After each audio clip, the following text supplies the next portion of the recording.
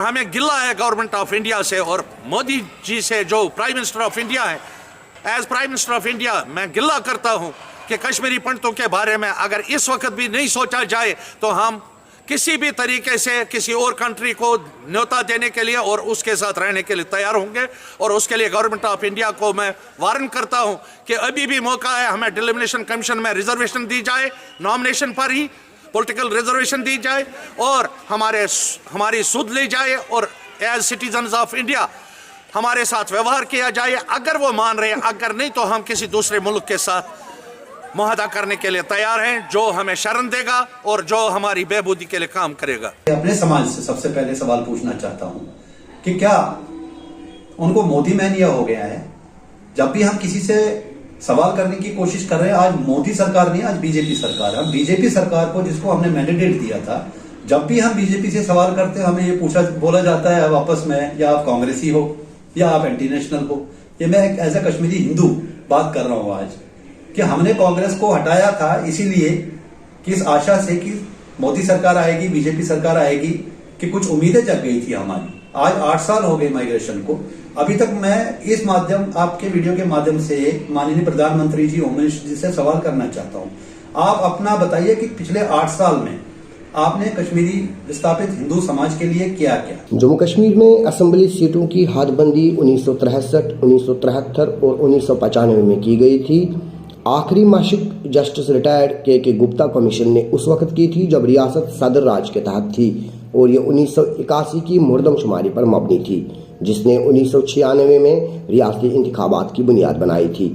रियासत में 1991 में कोई मर्दमशुमारी नहीं हुई थी और 2001 की मर्दमशुमारी के बाद रियासती हुकूमत की तरफ से कोई हदबंदी कमीशन कायम नहीं किया गया था, क्योंकि जम्मू कश्मीर असेंबली ने 2026 तक निशस्तों की ताज़ा हदबंदी को मुंजमद करने का कानून पास किया था। 2019 में जम्मू कश्मीर की खसूसी हैसियत के खात्मे के बाद नौ तश्कील शुदा मरकज़ के ज़ेर इंतज़ाम इलाके में लोकसभा और असेंबली की निशस्तों की हदबंदी हिंदुस्तानी आइन की दफात के मुताबिक होगी। 6 मार्च 2020 को हुकूमत ने हदबंदी कमीशन कायम किया, जिसकी सरबराही सुप्रीम कोर्ट के रिटायर्ड जज रंजना प्रकाश देसाई कर रहे थे, जिसे 1 साल में जम्मू कश्मीर में हदबंदी खत्म करने का काम सौंपा गया था। हदबंदी कमीशन ने जम्मू कश्मीर में असेंबली निशस्तों की मौजूदा अलॉटमेंट पर अपने पहले ड्राफ्ट में जम्मू डिवीजन में 6 और कश्मीर में 1 नई निशस्त शामिल करने का मुतालबा किया है, जिसके नतीजे में वादी में मुकीम रहनुमाओं और सियासी जमातों ने इसे सिरे से नकार दिया है और काफ़ी गम गुस्से का भी इजहार किया है। वही इस कमीशन के साथ राबिता में रहने वाली कश्मीरी पंडित कम्युनिटी भी एहतजाज करती नजर आ रही है। डिलिमिनेशन कमीशन के पास हम पेश हो गए, उनको हमने मेमोरेंडम दिया कि हमारी कम से कम 5 सीटें असेंबली में और 2 पार्लियामेंट सीटें मिलनी चाहिए। उन्होंने बड़ा आश्वासन दिया था उस वक्त, हाँ जी हम इसको कंसिडर करेंगे अपने रिपोर्ट में और अपनी कमेटी में, मगर खोदा पहाड़ निकली चूहिया वो भी मरी हुई।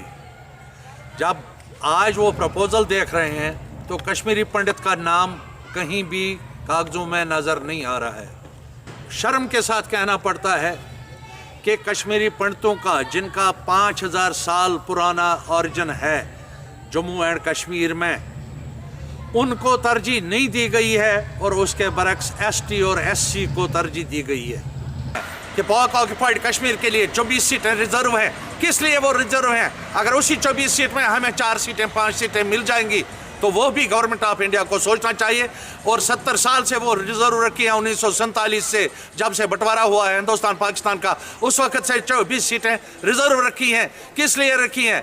क्या वो वोट नहीं डाल रहे हैं आज़ाद कश्मीर में अपनी असेंबली को?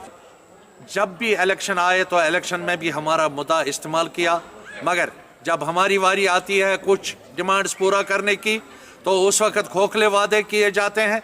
जैसे कि आज डिलिमिनेशन कमीशन के लिए, कमीशन के ज़रिए हमें बिल्कुल बेअसर और बेशर्म तरीके से मुस्तस्ना रखा इस प्रपोज़ल में, और एसटी और एससी को कश्मीरी ब्राह्मण से ज़्यादा पोजीशन दी गई है डिलिमिनेशन कमीशन में, जो उनको रिजर्वेशन दी है, और हमारी पॉलिटिकल एम्पावरमेंट को पानी फेर दिया है। क्योंकि 32 साल से हम ये सोच रहे थे कि आज डिलिमिनेशन कमीशन में हमारी पॉलिटिकल रिजर्वेशन मिलेगी, चाहे असेंबली में चाहे पार्लियामेंट में, और हमारी जो 32 साल की सफरिंग्स है, उनको मिटिगेट करने के लिए यकमुश्त हमारे नुमाइंदे असम्बली J&K गवर्नमेंट के असम्बली में और पार्लियामेंट हाउस में जाएंगे और हमारे 32 साल की मुसीबतों का अजाला करेंगे। मगर आज हमें बड़े अफसोस से कहना पड़ता है कि कश्मीरी पंडित को इस डिलिमिनेशन कमीशन के ज़रिए ही बुलाया गया, भूल में डाला गया और डस्टबिन में हमारे मुतालबात डाले गए हैं। नाइंसाफ़ी कश्मीर के साथ और जम्मू के साथ इस डिलिमिनेशन कमीशन के ज़रिए नहीं होनी चाहिए, क्योंकि इसमें बाज़ाब्ता election commission of India involve है और इलेक्शन कमीशन ऑफ इंडिया एक गैर जानबदाराना एसोसिएशन है और उससे अगर ये गलती होगी तो दोबारा इलेक्शन कमीशन, इलेक्शन ऑफिस पर और इलेक्शन अथॉरिटीज़ पर भरोसा पब्लिक का हट जाएगा। हमने मेमोरेंडम दिया था उस टाइम पे, जिसकी मैं कॉपी आपके साथ शेयर कर रहा हूँ, अभी इसकी कॉपी मैं आपको दूंगा। तो हमने उनको वहां पे भी स्पष्ट ये बोला था कि जो आप डिलिमिटेशन अभी करने जा रहे हो 2021 के सेंसस पे, जो कि एक फटिशस है, जिसमें आज हम अगर डिलिमिटेशन की बात करें जम्मू कश्मीर में, तो आज 7 लाख कश्मीरी विस्थापित जम्मू कश्मीर से बाहर पलायन करके 90 से निकल चुके हैं। उनकी कहीं काउंटिंग नहीं है। ये दूसरी निराशा है मोदी सरकार में हमारी। पहली निराशा तो यह है कि जब पीछे ऑल पार्टी मीटिंग बुलाई गई उस टाइम पे भी हमारी कोई प्रतिनिधि को वहां पे नहीं बुलाया गया। और दूसरी निराशा आज कश्मीरी हिंदू समाज के लिए, कश्मीरी विस्थापित समाज के लिए ये हुआ है कि हमारा उसमें लिस्ट में कहीं नाम ही नहीं है कि कश्मीरी विस्थापितों को आज आप गुजर्स के लिए बात कर रहे हो, बैकवर्ड के लिए बात कर रहे हो, शेड्यूल कास्ट, ना हम बैकवर्ड में आते हैं, ना हम मेजॉरिटी में आते हैं, ना हमारे को माइनॉरिटी स्टेटस है। तो हम जम्मू कश्मीर में किस सेगमेंट में हम लोग आते हैं? आपने बोला गुजर के लिए हम कर रहे हैं, बहुत अच्छी बात है। पीओके रिफ्यूजीज का उसमें नाम नहीं है, जो पाकिस्तान से रिफ्यूजी जहां पे आए हैं, यहाँ पे कश्मीरी विस्थापित रह रहे हैं। चलो मैं जम्मू कश्मीर के बाहर की बात नहीं करता, जम्मू कश्मीर की अगर बात करूं, यहाँ पे जो कश्मीरी विस्थापित रह रहे हैं उनका कहीं जिक्र नहीं है।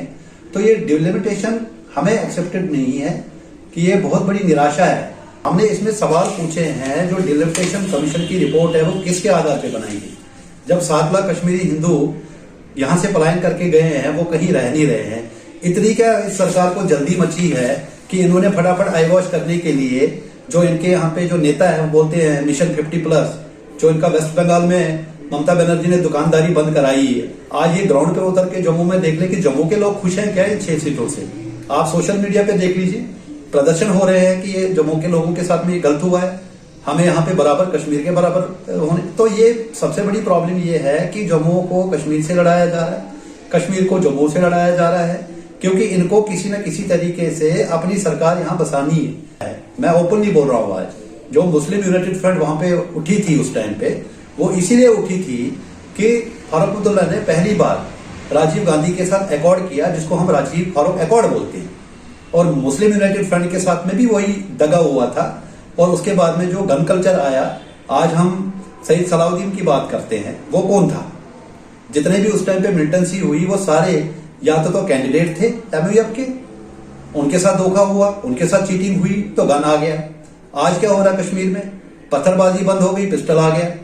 तो जब तक, इसके लिए मैं मोदी जी से इस आप वीडियो के माध्यम से रिक्वेस्ट करता हूं, जब तक आप कश्मीरी समाज को, चाहे उसमें सिख हो, खत्री हो, हिंदू हो, मुस्लिम हो, सब भाई आपस में बैठ के डिसाइड नहीं करेंगे, यहाँ पे कोई भी सरकार सक्सेसफुल नहीं हो सकती है।